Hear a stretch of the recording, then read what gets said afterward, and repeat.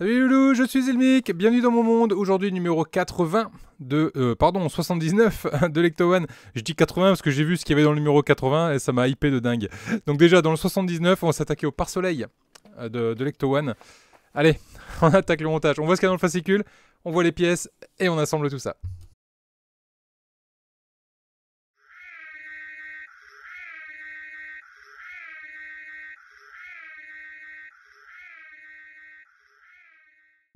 Lecto-One numéro 79, donc le pare-soleil, on va attaquer ça. On va mettre ça en place avec un petit système de miroirs. On le met en place dans la carrosserie. Et ce sera tout pour ce numéro 79. Là, on a le droit à de super dessins conceptuels de Henri Maillot. Je kiffe ces dessins, je les kiffe. Notamment Bouffe-Tout en version squelette. Vigo en version bizarre. Là, j'adore. Et donc, comme je vous disais, dans le numéro 80, eh ben, ça y est, on attaque la première portière avec ce fameux logo qui a tant fait parler en Angleterre, notamment pour sa mise en place. Et ben, du coup, on va regarder un peu comment ça se positionne et comment ça se met. Mais ça va être dans le prochain numéro. Là, tout de suite, pare-soleil, niveau pièces du pare-soleil. Hop là! On a le pare-soleil en question, c'est des pièces en plastique. J'essaie de les retirer, voilà. Pièces en plastique. Bon, rien de particulier, pas énormément de détails dessus. En même temps, c'est qu'un pare-soleil. Hein. Des vis GM, des vis EP. On a également ici, hop là, les fameux effets miroirs du pare-soleil. Et là, des petites pièces du mécanisme. Hop, d'ouverture et de fermeture. Il n'y a plus besoin. Et c'est en métal. Ces pièces-là sont en métal. Et la roulette est en plastique. Allez, place au montage. Première chose à faire, on prend la pièce ici, on prend le dos en fait, on a des tétons.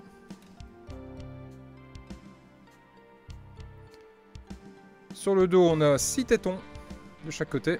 Là, on a 6 trous, donc l'idée c'est de venir positionner les trous dans les tétons. C'est de faire en sorte que ça s'enfonce correctement. Ouais, ça m'a l'air pas mal. Ok, donc du coup, voilà ce que ça nous donne. De ce côté-là, on va venir coller nos vitres. C'est toujours un peu la galère avec ça. Hop. Et on va essayer de coller ça le plus droit possible.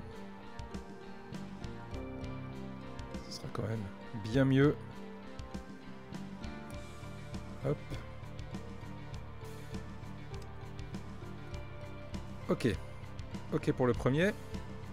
On va y mettre le deuxième. Je vais passer un petit coup vite fait ici. Ce côté-là, il s'est mal collé. Voilà. Allez, on fait pareil de l'autre côté. Hop. Et on vient coller.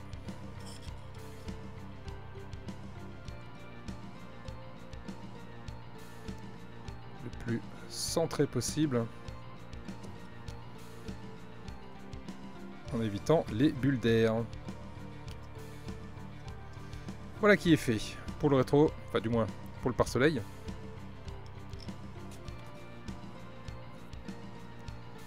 Maintenant on va s'attaquer au mécanisme, on va venir récupérer le premier élément. Le premier élément, je sais pas pourquoi j'ai dit élément. Le premier élément, on va prendre celui-ci, avec la partie là qui est embillée de ce sens-là. On va venir le positionner. Hop ici, dans son emplacement, on va venir mettre une petite roue qui vient se mettre de cette façon-là. Et là, on va mettre une vis EP.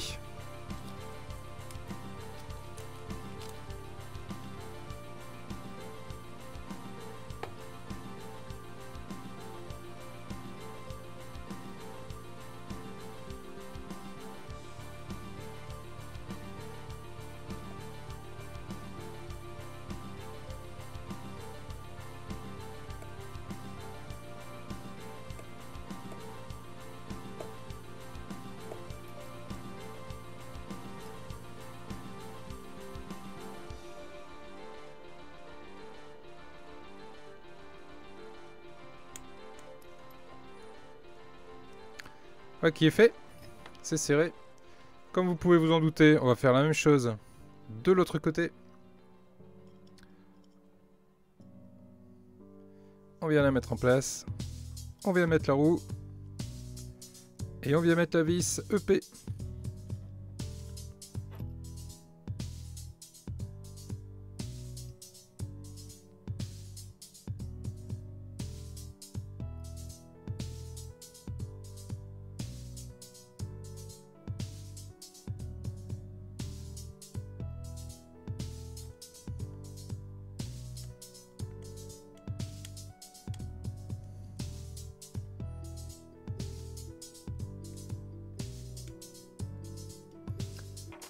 Voilà qui est fait.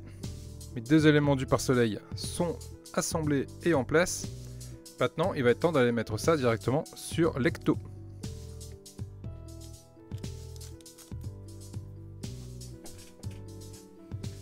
Je prépare mon petit chiffon pour accueillir la belle carrosserie de madame.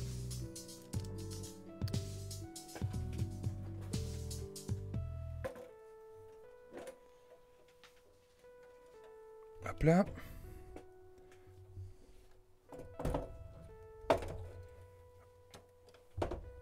On la retourne. Et on va venir le positionner. Ça commence à prendre de la place, du volume et du poids. Alors, le pare-brise, enfin du moins, le pare-soleil. Donc mettez pas les vitres côté pare-brise, hein, ce serait ridicule. Mais bien de cette façon-là. Sur le trou qu'on peut voir ici. Et l'autre trou qu'on peut voir ici de ce côté-là. On les positionne ainsi.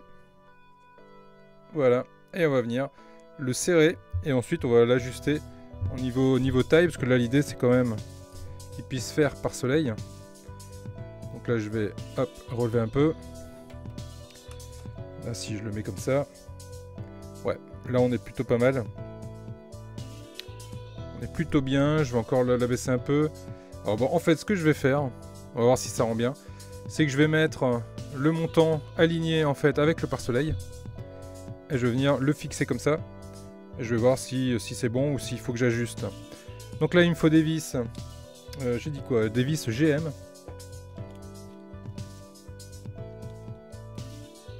Je vais visser dans du métal, donc je vais mettre un peu d'huile.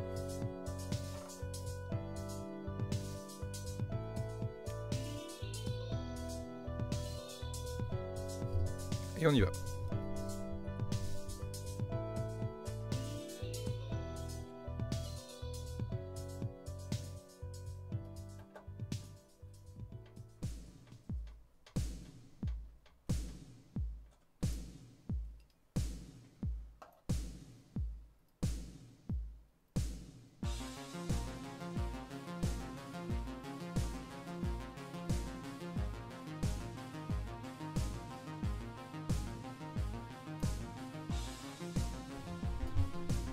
Là pour le coup j'ai bien serré, de façon à ce qu'il tienne bien. Et en fait bah, on peut encore l'orienter. Hein.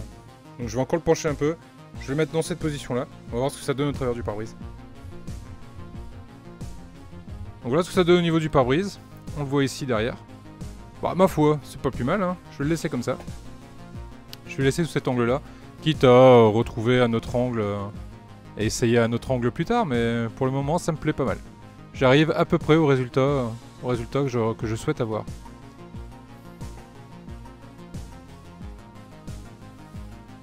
Rien ne m'empêche. Par la suite. Donc on l'a baissé un peu. Ouais, pour l'avoir un peu plus penché. Ouais, on va le pencher encore un peu plus. On va le mettre comme ça. Et on va voir ce que ça donne par la suite. Voilà les loulous. Voilà ce qu'on pouvait dire sur ce numéro. Je suis plutôt content. Le résultat est toujours là, c'est toujours vraiment top. Je regarde si j'ai rien oublié, c'est toujours un peu dommage de le voir, surtout vers la fin. Non, il n'y en a pas. Donc voilà, donc on va pouvoir attaquer le numéro 80, donc la portière. Ça y est, enfin, on a une portière. On va pouvoir la monter, voir un peu l'aspect, la forme qu'elle a. Ce fameux décalcomanie, est-ce qu'il est casse-pied à mettre ou pas? Est-ce qu'on a tendance à le mettre de travers ou pas? On va voir, on verra ça. En attendant les loups, je vous donne rendez-vous pour le prochain. Pour pas rater ce prochain numéro, bah, n'hésitez pas à vous abonner, à cocher la cloche. De parler de mots autour de vous et de continuer à être de plus en plus nombreux et à me supporter dans mes bêtises. Les loulous, je vous dis à très vite pour la suite. Salut à tous.